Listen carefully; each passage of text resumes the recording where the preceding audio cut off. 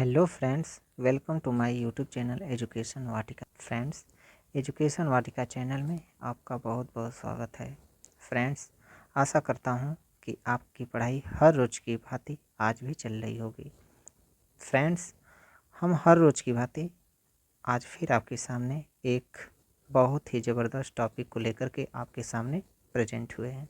Friends, अगर आप मेरे चैनल पर नए हो तो प्लीज़ मेरे चैनल को सब्सक्राइब करके बेल आइकन को प्रेस करें ताकि हर एक हमारे आने वाली वीडियो सबसे पहले आपके यहाँ पहुँचे। तो चलिए फ्रेंड्स, यहाँ पर है आज की हमारी टॉपिक है क्रमागत सम संख्या और क्रमागत विषम संख्या क्या होती है। बहुत सारे विद्यार्थियों के माइंड्स में एक कन्फ्यूजन बना रहता है कि क्रमागत सम संख्या और क्रमागत विषम संख्या क्या होती है। तो फर्स्ट नंबर पर हम समझते हैं क्रमागत सम संख्या क्या होती है। तो यहाँ पर देखिए कह रहा है कि क्रम से आने वाली सम संख्याएं क्रमागत सम संख्या कहलाती है। फ्रेंड्स, आपको ये बता देना चाहता हूँ कि सम संख्या क्या होती है। सम संख्या वो होती है जो दो से पूरी डिवाइड हो जाती है, कट जाती है, उसे सम संख्या कहते हैं।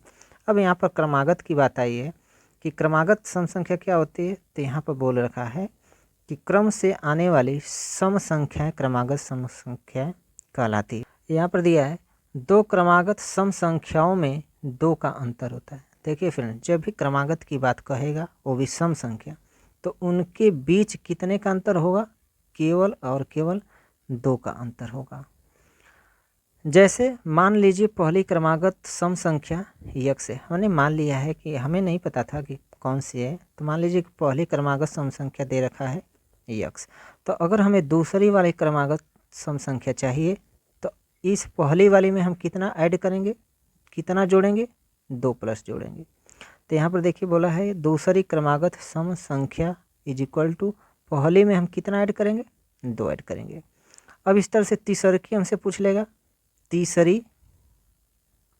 तीसरी क्रमागत सम संख्या इज इक्वल टू, तो देखिए फ्रेंड तीसरी क्रमागत सम संख्या हमारी हो जाएगी। देखिए अब इस वाले में हम 2 प्लस करेंगे तो यक्स प्लस, यानी इसमें 2 करेंगे तो यानी कि 4 हो जाएगा। इस प्रकार से अगर चौथी हमसे पूछ लेगा कि चौथी क्रमागत सम संख्या इज इक्वल टू, तो क्या हो जाएगा चौथी? तो यक्स प्लस, अब इसमें 2 जोड़ेंगे तो यहाँ पर कितना हो जाएगा? 6 हो जाएगा।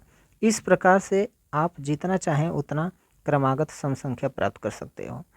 जैसे मान लीजिए कि हम जानते हैं कि पहली क्रमागत सम संख्या होती है क्या? 2 फ्रेंड्स।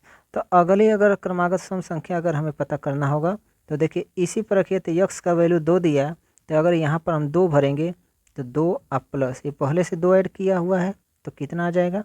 4 आ जाएगा। इस प्रकार से तीसरी अगर क्रमागत सम संख्या पता करना है तो यक्स का वैल्यू यहाँ पर हम 2 भरेंगे प्लस यहाँ पर ऐड किया हुआ है 4, तो इज इक्वल टू कितना आ जाएगा? 6 आ जाएगा।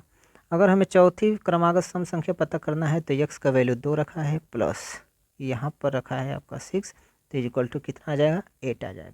इस प्रकार से आप जितना चाहो उतना क्रमागत सम संख्या आसानी से इस फार्मूले से प्राप्त कर सकते हैं।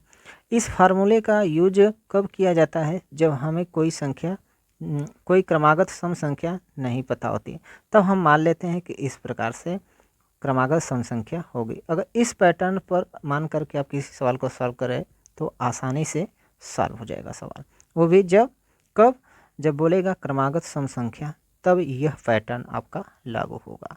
ओके फ्रेंड्स, अब हम क्रमागत विषम संख्या को समझते हैं कि ये चीज़ क्या होता है। तो देखिए यहाँ पर बोला है क्रम से आने वाली विषम संख्याएं क्रमागत विषम संख्याएं कहलाती है। देखिए इसमें भी क्या क्रम से आएंगी, तो क्रम से आएगी यानी कि उनके बीच भी अंतर समान रहेगा। जैसे कहा कि 2 क्रमागत विषम संख्याओं में 2 का अंतर होता है। जैसे फ्रेंड्स हमने सम में देखा कि कितने का अंतर होता है? 2 का। सेम पैटर्न वही रहेगा, इसमें भी कितने का अंतर होगा? केवल और केवल 2 का अंतर होगा। जैसे हम मान लेते हैं कि मान लीजिए पहली क्रमागत विषम संख्या इज इक्वल टू एक्स है। मान लिए हैं, हमें तो कोई नहीं दिया था लेकिन हमने मान लिया कि मान लेते हैं कि भाई पहली क्रमागत विषम संख्या x है। तो दूसरकी वाली जब हमें पता करना होगा तो दूसरकी क्रमागत विषम संख्या इज इक्वल टू, अब पहली वाली में हम कितना ऐड करेंगे, 2 ऐड करेंगे, 2 जोड़ दिया जाएगा तो हमें दूसरी मिल जाएगी। इस प्रकार से अगर तीसरी हमें पता करना है तो हम लिखेंगे तीसरी क्रमागत विषम संख्या इज इक्वल टू, अब देखिए तीसरी पता करना है तो ये तो पहले, अब पहले में कितना, अब इसमें, अब दूसरकी में हम 2 और ऐड कर देंगे तो कितना हो जाएगा 4। इस प्रकार से अगर हमें चौथी पता करना होगा तो हम लिखेंगे चौथी क्रमागत विषम संख्या इज इक्वल टू, तो चौथी पता करना है तो अब इसमें 2 जोड़ेंगे तो यहाँ पर 6 हो जाएगा। इस प्रकार से आप जितना मर्जी चाहे जितना उतना क्रमागत विषम संख्या प्राप्त कर सकते हैं। ओके फ्रेंड्स, जैसे पहली क्रमागत विषम संख्या क्या होती है, 1 होती है। अगर हमें दूसर की पता करना होगा तो अब देखिए x का वैल्यू हो चुका है 1, तो x की जगह अब 1 भर करके चेक कर लेते हैं। तो यहाँ पर 1 भरेंगे, 1 अब प्लस ये पहले से 2 ऐड किया हुआ है तो कितना आ जाएगा, 3 आ जाएगा। फिर यहाँ पर अगर हमें तीसरी पता करना है तो तीसरी, तो x का वैल्यू 1 प्लस इसका वैल्यू 4 तो कितना आ जाएगा 5। अब यहाँ पर हम देख लेते हैं 1 प्लस 6 तो कितना आ जाएगा 7। तो यहाँ पर देख रहे हैं फ्रेंड्स कि 1 के बाद 3, 3 के बाद 5, 5 के बाद 7, इस प्रकार से हम आगे और विषम क्रमागत संख्या प्राप्त कर सकते हैं। तो पहली हुआ 1, दूसर की हुआ 3, तीसर की हुआ 5, चौथ की हुआ 7। देखिए इनके बीच का अंतर भी क्या रहेगा, सेम टू सेम रहेगा। अगर इन दोनों के बीच का अंतर देखेंगे तो भी 2 आ रहा है, इन दोनों के बीच का अंतर देख रहे हैं तो भी 2 आ रहा है, इन दोनों के बीच का अंतर देख रहे हैं तो भी सेम टू सेम आ रहा है। तो कितने का अंतर है, 2 का अंतर है। और सम वाले में भी कितने का अंतर है, 2 का अंतर है। जैसे 2 और 4 इनका अंतर कितना होगा 2, 4 और 6 इसका अंतर कितना होगा 2, 6 और 8 इसका अंतर कितना होगा 2। तो इसमें हम एक कॉमन चीज़ देख रहे हैं कि जो क्रमागत सम संख्या का पैटर्न है यहाँ पर सेम टू सेम वही पैटर्न है क्रमागत विषम संख्या का भी। तो आशा करता हूँ फ्रेंड्स कि यह वीडियो आपको बहुत ही अच्छी लगी होगी।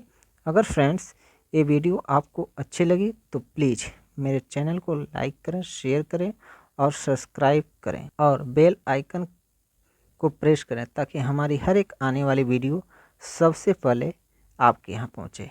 Okay friends, thank you.